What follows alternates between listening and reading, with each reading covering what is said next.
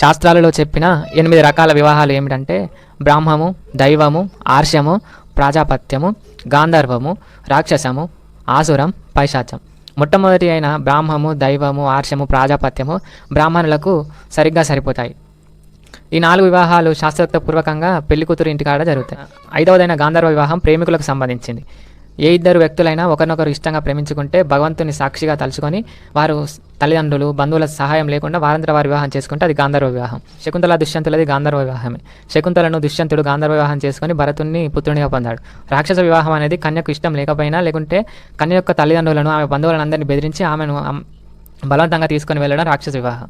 నిజానికి శ్రీకృష్ణ పరమాత్మ వివాహాలలో 3 వివాహాలు రాక్షస వివాహాలే. రుక్మిణీదేవి లేఖ రాసినందున రాక్షస వివాహ పద్ధతిలో రుక్మిణీదేవిని తీసుకొచ్చి పెళ్లి చేసుకున్నాడు. మిత్రవిందాదేవి కూడా ఆ విధంగానే లేఖ రాస్తే ఆమెను కూడా ఆమె బంధువులందరి ముందు అపహరించి తెచ్చి పెళ్లి చేసుకున్నాడు.